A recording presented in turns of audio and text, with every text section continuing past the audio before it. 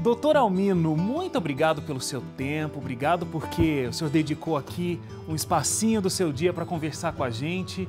O senhor que tem tanta história para contar. Não sei se tenho história, mas tenho vida. Mas eu fico feliz em recebê-los aqui também, poder conversar sobre essa história e sobre o nosso país.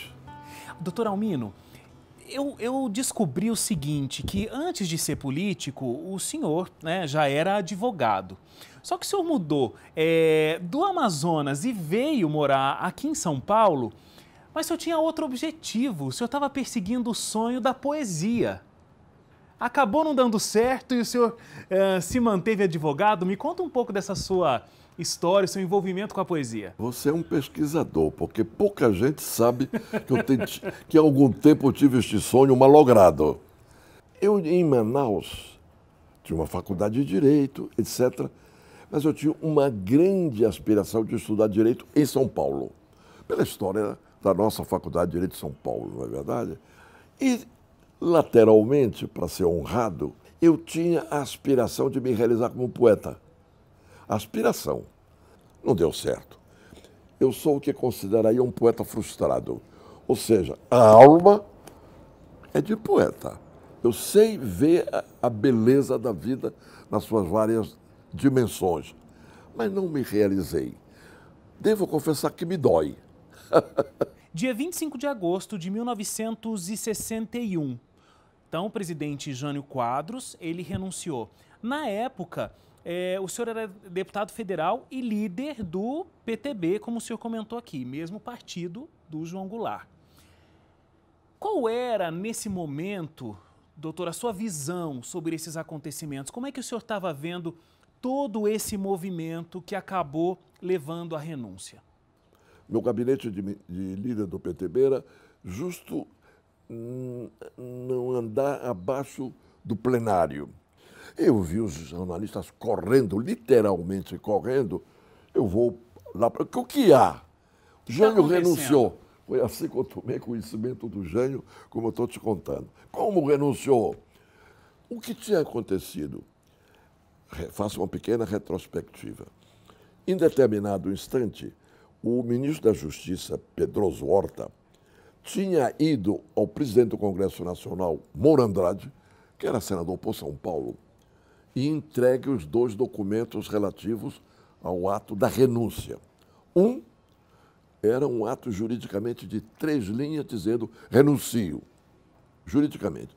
E o outro era um manifesto à nação buscando explicar por que ele fazia isso.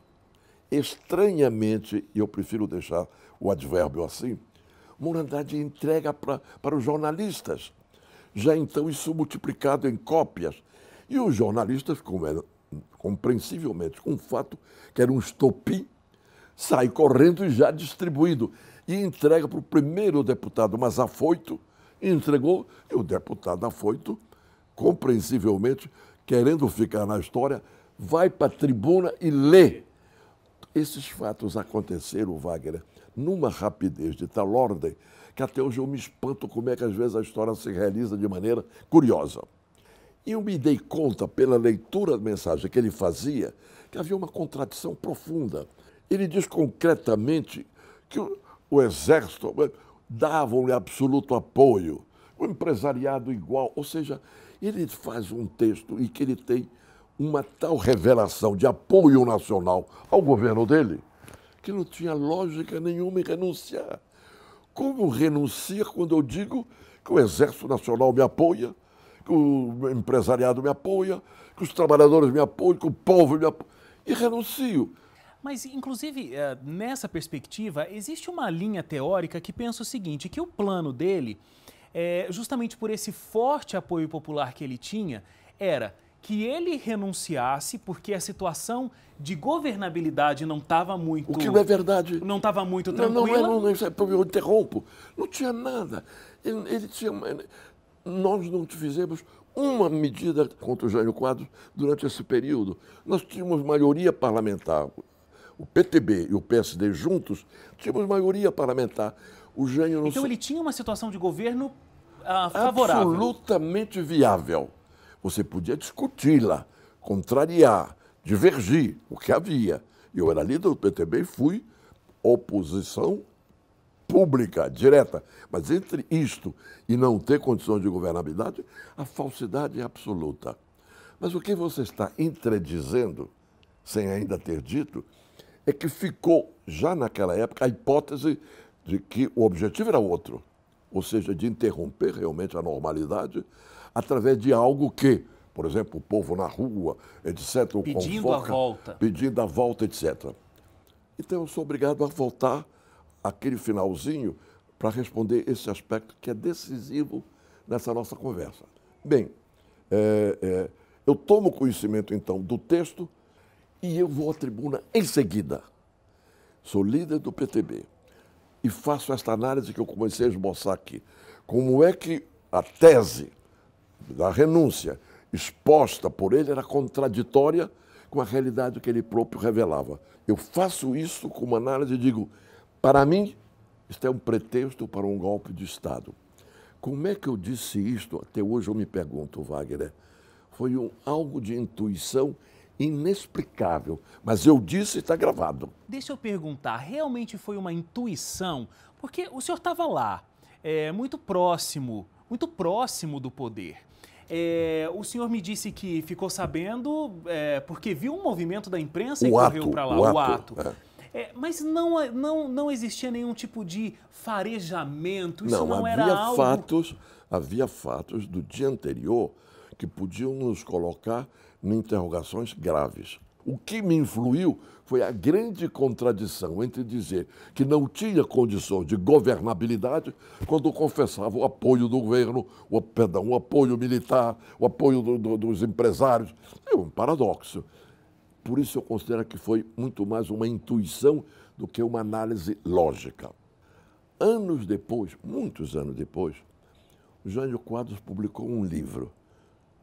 Chama-se História do Povo Brasileiro. Um livro deste tamanho, onde ele confessa, literalmente, a renúncia como parte do golpe de Estado. Wagner, está confessado, eu não estou te dizendo algo improvisado de maneira irresponsável. Está lá. Está no livro dele. Está no livro dele, capítulo 5º, onde ele diz por que convida o João Goulart a ir à China, porque não esquece que o Jango tinha ido à China em missão oficial. Aí diz no texto, João Goulart estaria ausente, logo o país estaria acéfalo. Como tudo o que eu estou dizendo, e ele narra, havia a aquiescência dos militares, o fato era só saber como se desdobraria. Primeira hipótese, que ele próprio assumisse esse instante de uma renovação institucional. Não se falava em golpe, renovação institucional. B, os próprios militares assumissem o poder e designassem alguém. Ou seja, cria 2 ou 3 hipóteses, mas implicava um golpe de Estado. Está confessado com todas as letras. Portanto, isso que eu te disse, dando uma historieta da minha participação, tem hoje a comprovação explícita do próprio Jânio Quadros. Vamos voltar nesse momento aí onde existe a renúncia e então o vice-presidente da República deveria assumir. Claro. Estava numa viagem oficial. Oficial, pronto. Exatamente. E aí houve um veto de 3 ministros militares que queriam que o presidente da Câmara dos Deputados, o Ranieri Mazzilli, como então presidente da República. Foi aí então que o Leonel Brizola, que era governador do Rio Grande do Sul, ele deu início à campanha que foi conhecida como Campanha da Legalidade ou Cadeia da Legalidade, ou seja, vamos fazer o que é legal. Resolvemos nos opor ativamente contra a tentativa que alguns grupos militares procuravam cometer contra a ordem constitucional em nosso país. O senhor achou, nesse momento, que ele realmente não conseguiria tomar posse? Vejam, primeiro, a posição dos 3 ministros militares era contundente em não aceitar a hipótese do presidente da República, do vice, assumir. E declarava que se o João Goulart pisasse em território nacional, seria preso. Isso, enfim, as sucessões de documentos, de declarações tranquilas no sentido de que ocorreram. B, era um espanto geral. Eu diria, os 3 ministros adotaram essa decisão autonomamente, sem uma articulação política. É uma análise minha. Simultaneamente, o Brizola, como você recorda, governador, levanta-se em pé de guerra, com uma enorme força verbal, inclusive, com a cadeia da liberdade falando ao país, com o protesto disso tudo, e com o apoio direto da Brigada Militar Gaúcha, que é quase um exército, pela significação de poder de fogo. Mas o admirável é quando isso estava numa evolução já então política popular, porque o povo veio para a rua também, o povo armou-se, houve um clima de uma pré-guerra civil. Aí tem um fato decisivo, é quando o comandante do 3º Exército, que em tese devia estar obedecendo o comando dos ministros militares, em um certo instante ele reúne o seu Estado-Maior ali e decide defender a legalidade. Então, no dia 2 de setembro de 1961, o sistema parlamentarista foi aprovado pelo Congresso Nacional. Então, João Goulart assume como presidente no parlamentarismo. Claro. Só depois, em 1963, é que a população aí apoiou o retorno do sistema presidencialista, que é o que a gente tem até hoje. O senhor me disse que, na época que foi consultado sobre essa proposta, sendo aí então líder do partido, o PTB, o senhor disse, hoje não, porque é golpe de Estado, não apoiaria. Agora, o senhor acha que parlamentarismo é algo interessante? É algo que, por exemplo, nos dias de hoje que nós vivemos, seria uma alternativa eficaz para o nosso governo? Eu diria com 2 respostas. Do ponto de vista doutrinário, eu já disse e continuo dizendo, sou parlamentarista. É o tipo de instituição política que permite uma participação mais direta do povo, da cidadania, junto aos seus representantes no Congresso Nacional, que passam a ser governo. Parlamentarismo é governo do parlamento. Entretanto, no hoje, se é um governo do parlamento, que parlamento nós temos hoje, Wagner? Como é que este parlamento poderia ser o governo? Literalmente inviável. Não é a doutrina, não é a instituição, é a prática da realidade de hoje. De hoje é uma tragédia. Doutor Almino, o golpe militar ficou marcado nos livros de história pelo dia 31 de março de 1964. Agora, pelo que a gente sabe, até pela nossa conversa aqui, realmente o golpe não foi nessa data, né? Essa data específica. Já haviam acontecimentos anteriores e posteriores dessa data. O fato realmente que marca, que torna, do ponto de vista jurídico, o golpe de Estado, político com significado jurídico, é no dia 2 de abril. O 31 é o começo da marcha do general Mourão, que vem de fora de Minas, marchando para a derrubada do presidente João Goulart. A marcha era uma tentativa. Podia ter sido derrubada no meio do caminho, não é verdade? E, curiosamente, a imprensa considerou muito o 31 como sendo o dia. Bom, ela se configura quando? No dia 1º de abril, o presidente João Goulart, à noite, sai de Brasília para ir para Porto Alegre. Mais ou menos a 1 da manhã, já então, do dia 2, o presidente do Congresso Nacional convoca uma reunião extra do Congresso Nacional, Câmara e Senado. Quando chegamos no Congresso Nacional, logo em seguida, o Moro Andrade assume a presidência, ele era o presidente do Senado e, portanto, presidente do Congresso. E faz um brevíssimo discurso em que diz que o país está acéfalo, o presidente da República não está em Brasília, que etc, etc, de uma estupidez absoluta. Sob a nossa responsabilidade, a população do Brasil, o povo, a ordem. Assim sendo, declaro vaga a à presidência da República. E em seguida, eles saem todos, as lideranças da UDN. Portanto, as figuras do golpe vão diretamente para o Palácio do Planalto e dão posse ao Mazili naquela madrugada. De madrugada. Tudo de madrugada. Ou seja, o fato jurídico que significa o golpe é dia 2 de abril, começo da madrugada, 1h, 2h, 2h30 da manhã. Passando por todo esse processo, bem de perto, qual que é a sua lembrança mais forte, doutor? O que quando a sua memória volta a 64, o que vem em primeira instância? Um instante em que o Morandade faz isso, é uma vergonha histórica. Há dois fatos interessantes. Na hora que o Morandade diz isso, está vago o cargo de presidente da República, Tancredo Neves, na primeira fila, ao meu lado, levanta-se e grita: canalha, canalha! É um momento admirável. Naquela hora, a revolta dele falou por todos nós: canalha! E o outro dado interessante. O deputado Roger Ferreira, que é uma liderança do Partido Socialista, consegue abrir a barreira de soldados da segurança do Congresso e chega perto do Morandade e dá-lhe 2 cusparadas. Como eu já disse de público, posso repetir. Eu chamo isso cusparadas cívicas.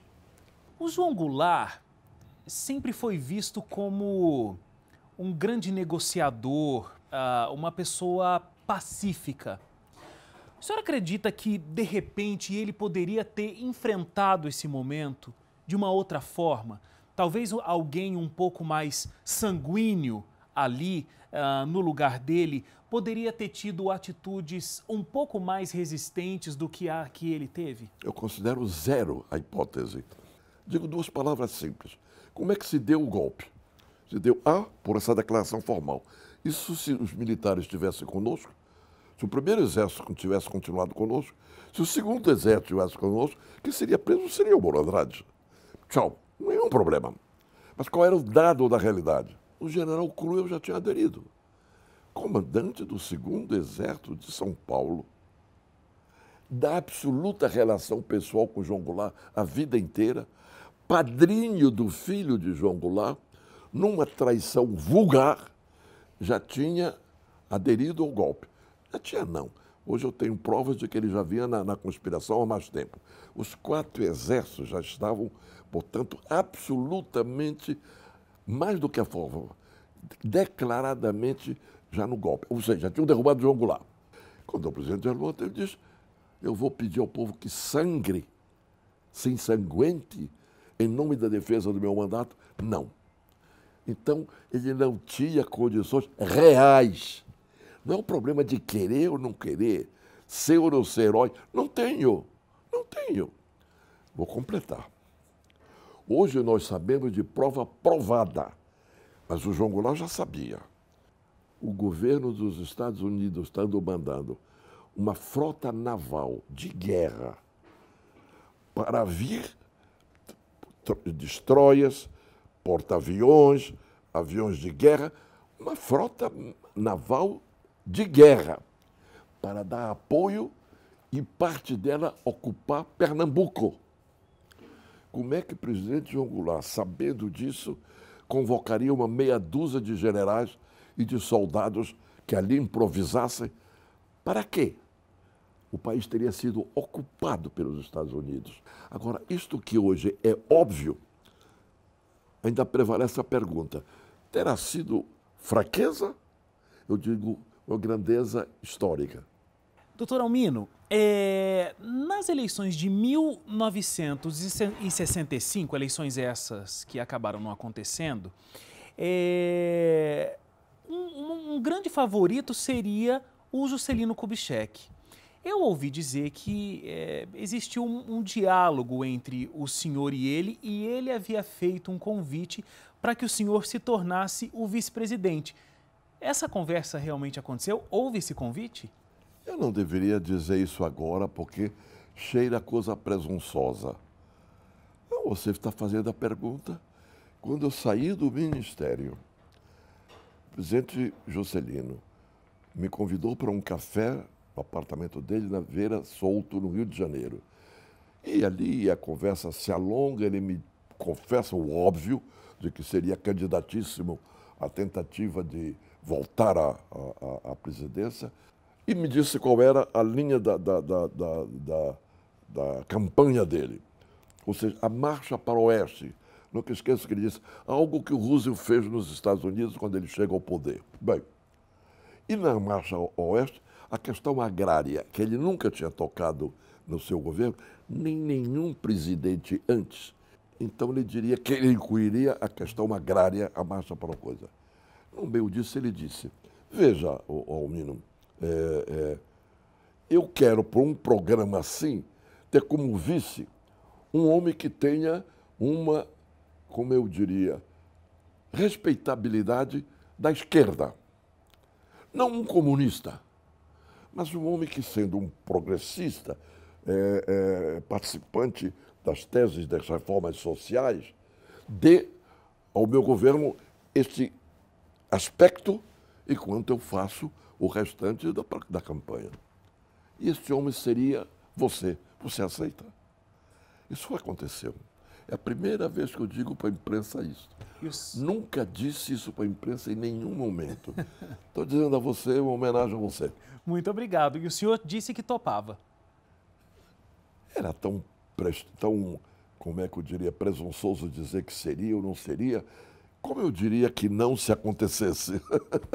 Logo após o golpe, logo depois dos primeiros dias, começou uma verdadeira caça às bruxas aí, né? Existia uma lista de 102 brasileiros que tiveram os direitos políticos suspensos. O senhor parece que era o número 14. Mais do que suspenso, caçados. Caçados. O mandato cassado e os direitos políticos suspensos. E o senhor era o número 14 dessa lista. Por aí. Então, o senhor foi para um exílio. O senhor talvez tenha pensado que esse período no exílio seria rápido, mas acabou sendo 12 anos e o senhor ficou mais de um ano sem conseguir encontrar com a sua família nesse período. 1 ano e meio. 1 ano e meio nesse período de exílio. Eu imagino que não tenha sido um período muito fácil. Não, há vários momentos. A vida é cheia de coisas admiráveis. Há momentos de sombra e de seguida vem luz. Então eu tenho o lado profundamente negativo. Ficar 1 ano e 6 meses sem a minha família é doloroso. E sem ter recursos, porque eu não tinha dinheiro para manter a minha família aqui. Minha mulher estava na hora de ter neném, o 4º filho. Ela teve o 4º filho quando eu já estava na embaixada, asilado. Quando eu olho hoje a roubalheira de homens públicos, eu digo, eu saí para o exílio, Wagner, tendo que ser sustentado, eu e a minha família no Brasil, com contribuições pequenas, módicas, sua, dele, dezenas e dezenas a darem quantias mínimas que me mantiveram durante um ano e meio. E depois de 1 ano e meio, que eu sou funcionário das Nações Unidas, olha um salto qualitativo no Chile, na Organização Internacional do Trabalho. Vou lhe fazer uma confissão também para, acho que pouca gente eu disse. Veja que você está me levando a... Que coisa boa. Confissões. Esse é um programa de boas conversas. Hoje está sendo uma ótima. No dia que eu decido ir para o asilo, a um certo momento, já o golpe triunfado, que o presidente Maziri, que ainda estava assumindo a presidência, que ele manda me informar de que os militares a qualquer instante me prenderiam. E que ele não tinha nenhuma condição para impedir. E, portanto, se sentia no dever humano, ou se você quiser moral, de me informar a respeito disso. Aí 2 grandes amigos meus como irmãos, Rubens Paiva e deputado Bocaiúva Cunha, me convidam para ir para o sertão da Bahia. Eu aceitei. Então nós saímos do aeroporto de Brasília, eu, ele e Bocaiúva Cunha e o piloto, rastejando naquela mata que fica em torno do aeroporto para poder, na cabeceira da pista, poder entrar no avião. porque na frente de todos estava militarmente ocupado. O avião decola. Quando nós estamos passando em frente à torre, a voz de alguém na torre diz: atenção, atenção, queiram voltar à pista, porque o trem de aterrissagem não subiu. É um risco. Desçam. E claro, o Rubens Paiva, na hora, com uma agilidade mental, pega o microfone e declara: alô, alô, não estamos ouvindo bem. Queiram repetir. E a torre repetia com absoluta clareza: queiram voltar, porque a torre, o trem de aterrissagem não suspendeu. E enquanto isso, o Rubens ia insistindo e nós subindo, fugindo. Fugimos. Chegamos a Salvador. Passamos lá 3, 4 dias. E aí, lá, pelo rádio, nós ouvíamos que, bem ou mal, a Câmara continuava funcionando. Aí eu passei a ter uma profunda dor de consciência. Como é que eu posso estar aqui? E decidimos voltar. Voltamos.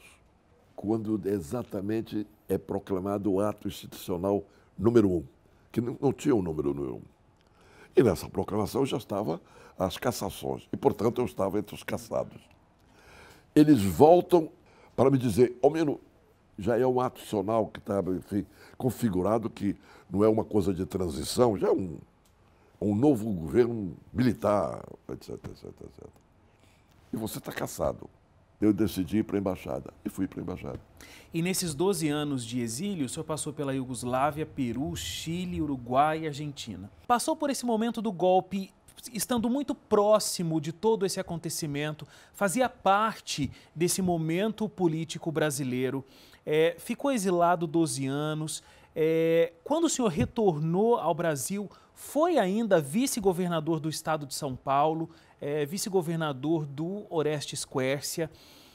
Como é que o senhor vê a democracia, o processo político brasileiro que nós vivemos hoje, de acordo com a tua experiência tão vasta no passado? Eu vejo com profunda angústia. Profunda angústia. Eu vejo o país sem rumo. Vejo o país sem horizonte. Eu não sei para onde vamos. A crise econômica numa dimensão que está se refletindo em termos sociais, já agora, brutal. E todas as análises revelam que será muito mais brutal ainda. O desemprego, a inflação e uma tragédia de corrupção inexistente na história deste país nessa dimensão. E, portanto, eu não sei para onde vamos. E não sei para onde vamos porque, ao mesmo tempo, eu não vejo a oposição dizer o que se deve fazer. A oposição está calada também. Meu prezado, eu falei de angústia, a angústia abrange tudo isso. E por isso eu não sei para onde vamos. Mas eu acredito em Deus. Quem sabe? Doutor Almino, eu queria agradecer muito a sua participação aqui no Identidade Geral. É muito bom conversar com alguém que tem tanta história para contar como o senhor tem, mas o senhor não só simplesmente as conta, o senhor viveu de fato esse momento transformador da história, foi um agente transformador da história também. Então eu queria agradecer, inclusive tudo isso que a gente conversou. Existe um livro que foi lançado pelo senhor, 1964, na visão do ministro do Trabalho de João Goulart, Almino Afonso, um livro que conta bastante desse momento histórico em que a gente conversou hoje aqui. Muito obrigado de verdade. Eu agradeço ter conhecido você, a vocês todos, a equipe que está aqui. Obrigado. Muito obrigado.